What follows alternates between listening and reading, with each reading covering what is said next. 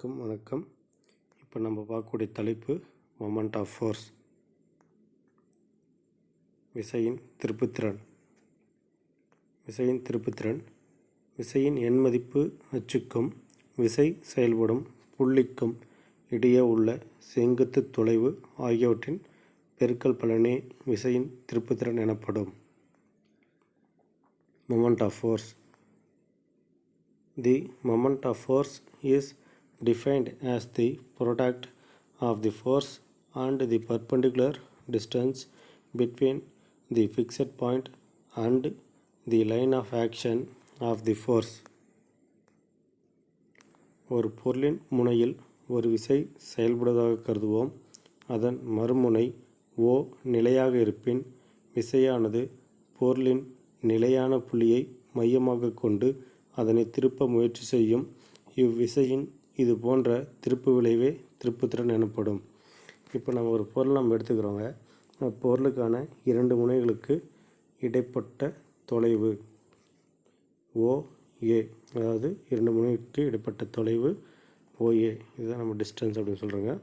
இப்போ அந்த ஒரு பொருளுக்கான ஒரு முனையை O என்ற அச்சில் நம்ம பொறுத்திக்கிறோங்க. அப்பொருளின் மறுமுனையின் மீது ஒரு F என்ற விசை நம்ம செலுத்தப்படும் பொழுது அப்பொருளானது ஒரு விசையை ஏற்படுத்தும். அந்த விசை தான் விசையின் திருப்புத்திறன் அப்படின்னு சொல்கிறாங்க. அதாவது F × OA, இதுதான் விசையின் திருப்புத்திறனுக்கான சமன்பாடு. OA என்பது அப்பொருளின் இரண்டு முனைகளுக்கு இடைப்பட்ட தொலைவு, F என்பது ஃபோர்ஸ். அப்போ இது ரெண்டையும் பெருக்கக்கூடிய ஒரு மதிப்பு தான் நம்ம விசையின் திருப்புத்திறன் அப்படின்னு சொல்கிறோங்க.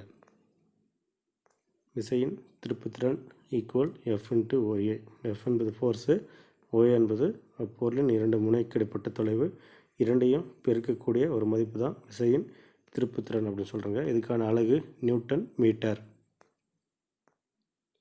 தி moment of force F × OA. SI unit is newton metre. வலஞ்சுழி திருப்புத்திறன் அண்டு இடஞ்சுழி திருப்புத்திறன். விசையானது ஒரு பொருளை கடிகார திசையில், அதாவது வலப்புறமாக சுழற்றினால் விசையின் திருப்புத்திறன் வலஞ்சுழி திருப்புத்திறன் எனப்படும். விசையானது ஒரு பொருளை கடிகார எதிர் திசையில், அதாவது இடப்புறமாக சுழற்றினால் அவற்றிற்கு இடஞ்சுழி திருப்புத்திறன் என்று பெயர். Clockwise moment and anti clockwise moment. If the force F rotates the body in the clockwise direction, the moment is said to be clockwise moment. If a force rotates the body in anti-clockwise direction, then the moment is said to be anti-clockwise moment. இதுக்கான example, இப்போ நம்ம சின்ன வயசில் seesaw என்ற விளையாட்டு விளையாடிருப்போங்க. அது சம அளவுள்ள ஒரு பலகையை ஒரு மைய அச்சின் மீது பொருத்தி ரெண்டு பக்கமும் உட்காந்து மேலும் கீழும் விளையாடுவோங்க. இப்போ இந்த மாதிரி ஆமி மற்றும் மியா ரெண்டு பேரும் விளையாடுறதா நம்ம கன்சிடர் பண்ணிக்கிறோங்க. இப்போ ஆமி பார்த்திங்கன்னா ஒரு பக்கமும் ஒரு கிளாக் வைஸ் மொமெண்ட் ஃபோர்ஸ் கொடுக்கும்பொழுது ஆப்போசிட் சைடில் இருக்கக்கூடிய மியா என்பவர் பார்த்திங்கன்னா ஆன்டி கிளாக் டைரெக்ஷனில் இதுக்கு ஈக்குவலான ஃபோர்ஸ் நம்ம கொடுக்குவாங்க. இதுக்கான எக்ஸாம்பிள், இப்போ நம்ம சின்ன வயசில் சீசான்ற விளையாட்டு விளையாடிருப்போங்க, ஞாபகம் இருக்கும். இப்போ சம அளவுள்ள ஒரு பலகையின் மீது நம்ம ரெண்டு பக்கமும் உட்காந்து மேலும் கீழும் சாய்ஞ்சு விளையாடுவோங்க. இப்போ இந்த சம அளவுள்ள பலகையை நம்ம ஒரு செங்குத்து அச்சின் மீது பொருத்தப்பட்டிருக்கோம். இப்போ ஆமி மற்றும் மியா ரெண்டு பேர் விளையாடுறதை நம்ம கன்சிடர் பண்ணிக்கிறோங்க. இப்போ ஆமி பார்த்திங்கன்னா ஒரு முனையிலிருந்து ஒரு கிளாக் வைஸ் ஃபோர்ஸ் கொடுத்தாங்கன்னா இதுக்கு ஈக்குவலான ஆன்டி கிளாக் ஃபோர்ஸ் பார்த்திங்கன்னா மியா மீது செயல்படும். இப்போ இதுதான் என்னென்னு பார்த்திங்கன்னா இரட்டையின் திருப்புத்திறனுக்கான ஒரு எடுத்துக்காட்டாக நம்ம சொல்கிறோங்க. அதாவது இடஞ்சுழி திருப்புத்திறனுடைய கூட்டுத்தொகை வலஞ்சுழி திருப்புத்திறனுடைய கூட்டுத்தொகைக்கு சமம். இரட்டையின் திருப்புத்திறன். இரட்டையின் திருப்புத்திறன் என்பது விசைகளுள் ஒன்றின் மதிப்பு, விசைகளுக்கிடையே உள்ள செங்குத்து தொலைவு ஆகியவற்றின் பெருக்கல் பலனாகும். Moment of the couple.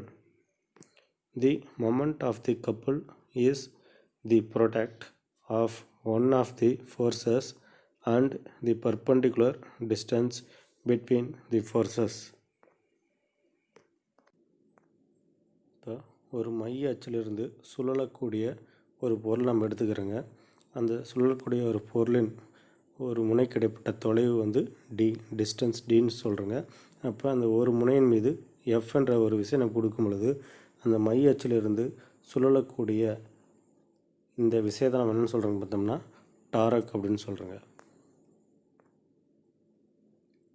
அதே மாதிரி ஒரு ஸ்பேனர் மூலிமா ஒரு நெட்டை நம்ம கழட்டுறதா கன்சிடர் பண்ணும்போது அந்த நெட்டினுடைய ஃபோர்ஸ் நம்ம அந்த ஸ்பேனர் கிட்ட நம்ம கொடுக்கும் பொழுது அந்த நெட்டை ஈஸியாக கழட்ட முடியாது.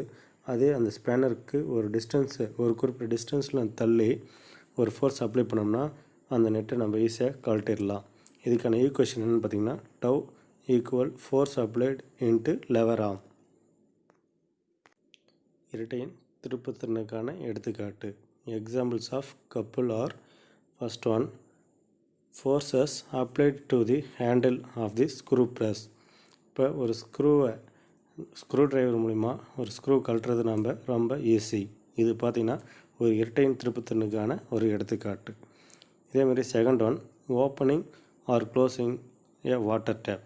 இப்போ வாட்டர் மூடி நம்ம ஈஸியாக கழட்டுறதும் மூடுறதும் பார்த்திங்கன்னா ஒரு இரட்டையின் திருப்புத்திறனுக்கான ஒரு எடுத்துக்காட்டாக செயல்படுது.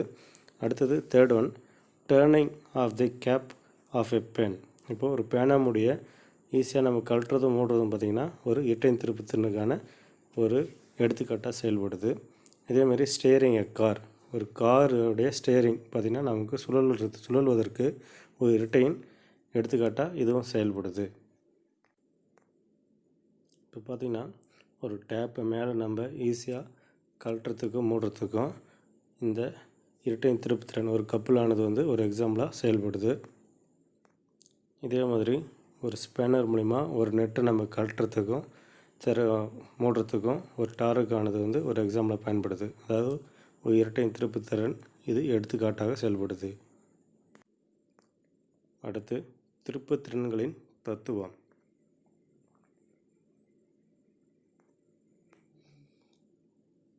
ஒரு பொருள் பல விசைக்கு உட்பட்டு சமநிலையில் இருக்கும்போது வலஞ்சுழி திருப்புத்திறன்களின் கூட்டுத்தொகை இடஞ்சுழி திருப்புத்திறன்களின் கூட்டுத்தொகைக்கு சமம்.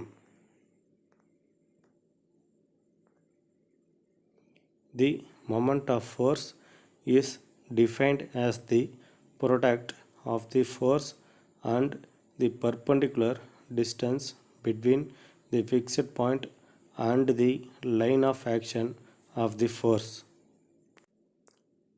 இப்போ இதுக்கான எக்ஸாம்பிள், இப்போ ஒரு பலகையின் மீது ஒரு 2 நபர்களானது பார்த்திங்கன்னா மேலே நின்றுருக்காங்க. இப்போ இவங்க நிற்கும்போது இந்த பலகையின் மைய அச்சிலிருந்து 2 பக்கமும் சமநிலையில் இருக்கிறாங்க. இந்த மாதிரி சமநிலையில் இருக்கும்போது ஈக்குவல் ஃபோர்ஸ் ஆனது நமக்கு கிடைக்கப்படுது. அதாவது இடஞ்சுழி திருப்புதலுடைய கூட்டுத்தொகை வலஞ்சுழி திருப்புதலுடைய கூட்டுத்தொகைக்கு சமம். இதுதான் பிரின்சிபல் ஆஃப் மொமெண்ட்ஸ் அப்படின்னு சொல்கிறாங்க. அதாவது திருப்புத்திறன்களின் தத்துவம். If the anti-clockwise moment and clockwise moment are equal, then the seesaw is balanced. This is known as the principle of moments. When something is balanced about a pivot, total clockwise moment equal total anti-clockwise moment. வலஞ்சுழி திருப்புதல்களுடைய கூட்டுத்தொகை இடஞ்சுழி திருப்புதல்களுடைய கூட்டுத்தொகைக்கு சமம். இதுதான் திருப்புத்திறனின் தத்துவம். திருப்புத்திறன்களின் தத்துவத்தை பயன்படுத்தி ஒரு பொருளின் நிறை காணல். Experimental determination of mass of a given body using principle of moments. திருப்புத்திறன்களின் தத்துவத்தை பயன்படுத்தி ஒரு பொருளின் நிறை காணல். Experimental determination of mass of a given body using principle of moments. இதுக்கான வரைபடம். 1 மீட்டர் அளவுகோலின் ஈர்ப்பு மைய புள்ளியை ஒரு தாங்கியின் மீது வைத்து மீட்டர் அளவுகோலை கிடைத்தளமாக நிறுத்த வேண்டும். அளவு தெரிந்த m1 என்ற நிறையை ஈர்ப்பு மைய புள்ளி Gயிலிருந்து D1 தொலைவில் அளவுகோலின் ஒரு பக்கத்தில் A என்ற புள்ளியில் கட்டி தொங்கவிட வேண்டும். நிறை தெரியாத கொடுக்கப்பட்டுள்ள பொருளை அளவுகளின் மற்றொரு பக்கத்தில் Gயிலிருந்து D2 தொலைவில் B என்ற புள்ளியில் கட்டி தொங்கவிட வேண்டும். அடுத்து D1 மற்றும் D2 ஆகிய தொலைவுகளை சரி செய்து அளவுகளை சமநிலைப்படுத்த வேண்டும். பொருளின் சமநிலையில் திருப்புத்திறன்களின் தத்துவத்தை பயன்படுத்தி வலஞ்சுழி திருப்புத்திறனானது இடஞ்சுழி திருப்புத்திறனுடைய கூட்டுத்தொகைக்கு சமம் என நிரூபிக்க வேண்டும். இப்போது 1 மீட்டர் அளவுள்ள ஒரு அளவுகோலை நம்ம எடுத்துக்கிறோங்க. அந்த அளவுகோலை கத்தி கூர்முனை கொண்ட ஒரு தாங்கியின் மையப்புள்ளி ஜியில் சமமாக பொருத்திக்குவோம். இப்போ இந்த ஜியிலிருந்து இந்த அளவுகோலின் இடது முனையில் இருக்கக்கூடிய மதிப்பு நம்ம ஏன்னு குறிச்சிக்கிறோங்க. அதேமாரி வலது முனையில் இருக்கக்கூடிய மதிப்பு நம்ம புள்ளியை பின்னு குறிச்சிக்கிறோங்க. அப்போ ஏ என்ற புள்ளியிலிருந்து தெரிந்த எடை M1க்கான எடையை நம்ம கட்டி தொங்க விட்றோங்க. அதேமாதிரி பி என்ற புள்ளியிலிருந்து ஒரு நூலின் மூலம் தெரியாத எடை கற்களை கட்டி தொங்க விட்றோங்க. இதுக்கான மதிப்பு M2. இப்போ மையப்புள்ளி ஜியிலிருந்து ஏ என்ற புள்ளிக்கு இடைப்பட்ட தொலைவு D1 அப்படின்னு எடுத்துக்கிறோங்க. அதே மையப்புள்ளி ஜியிலிருந்து பி என்ற புள்ளிக்கு இடைப்பட்ட தொலைவு D2ன்னு எடுத்துக்கிறோங்க. இப்போ M1க்கான அளவை நம்ம 50 கிராம், தோராயமாக ஒரு 50 கிராம் எடுத்துக்கிறோம்னா, இந்த தெரியாத எடைக்கான அளவை நம்ம வைக்கும்போது முன்னும் பின்னும் கீழே மேலே இறங்க ஆரம்பிக்கும். இப்போ இந்த அளவுகளை நம்ம என்ன பண்ணுறோங்கன்னா, இடதுபுறம் வலதுபுறம் நகர்த்தி சம அளவில் நிறுத்திக்கிறோங்க. இப்போ நிறுத்திட்டு இதுக்கான D1 மற்றும் D2க்கான அளவை அளந்து அட்டவணைப்படுத்துகிறோங்க.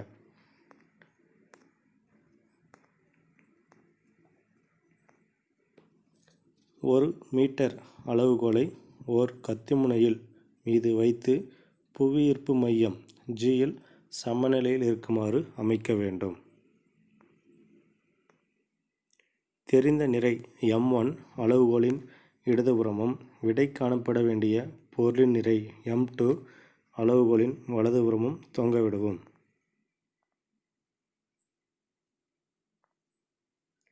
அளவுகோல் துல்லியமாக சமநிலையில் அமையும் வரை M1 மற்றும் M2வின் தூரங்களை மாற்றி அமைக்கவும். ஜியிலிருந்து தொலைவுகள் D1 மற்றும் D2 அளந்து அட்டவணைப்படுத்த வேண்டும். The meter scale is kept on the live edge at the midpoint of the meter scale, say at G. At once, let the known mass M is suspended on the scale on one side of the meter scale at any one point using a thread.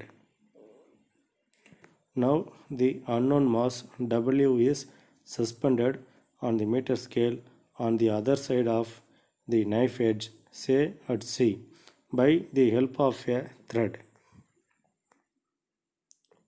Now fixing the unknown mass W of C, known mass M is moved here and there on the meter scale so that the meter scale is kept balanced and almost horizontal. Now let the point the day and it is noted.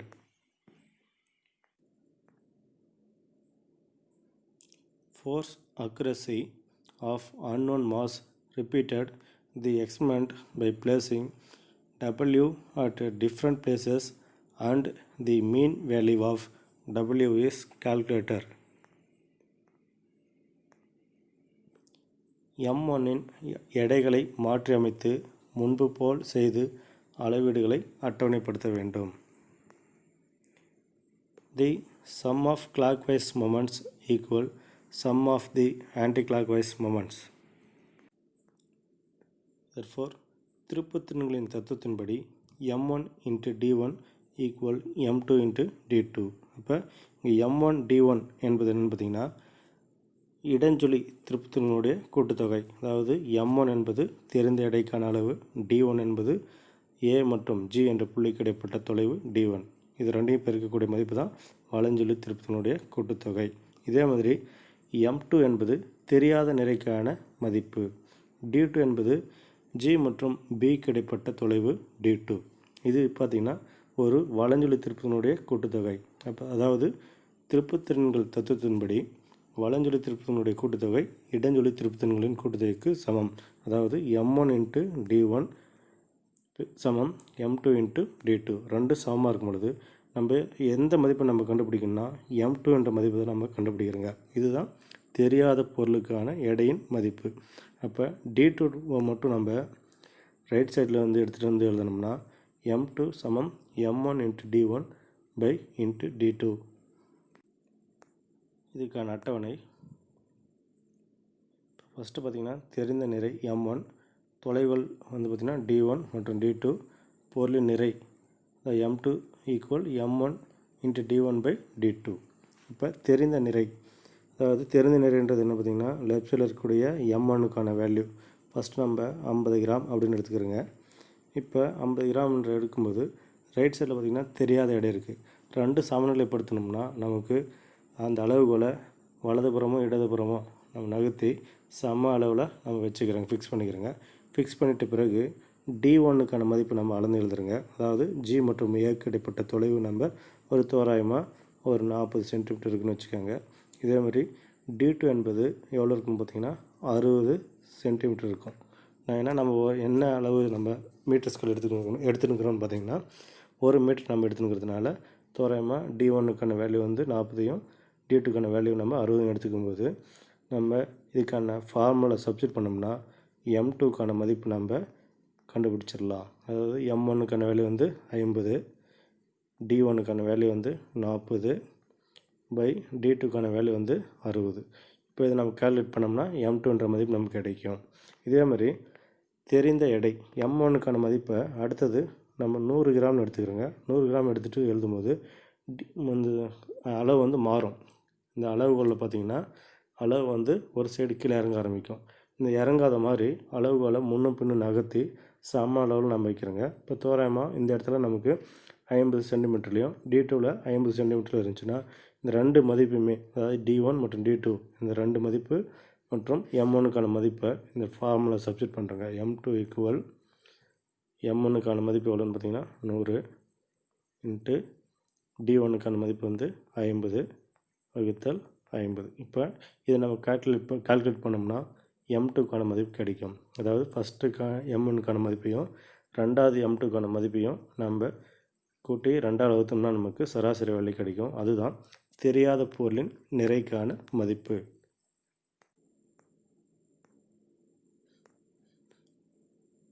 m2இன் சராசரி நிறையே அப்பொருளின் நிறையாகும். இப்போ நம்ம பார்த்தது டாப்பிக்கில் இருக்கக்கூடிய assignment question. விசையின் திருப்புத்திறன் வரையறை, திருப்புத்திறனின் தத்துவத்தை கூறுக, திருப்புத்திறனின் தத்துவத்தை பயன்படுத்தி ஒரு பொருளின் எடை காணும் சோதனையை விவரி. மாதிரி கணக்குகள்.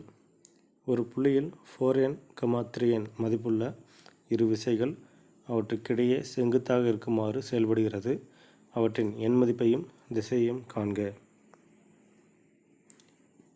Two forces of magnitude 4n and 3n respectively act on a particle at right angles to each other.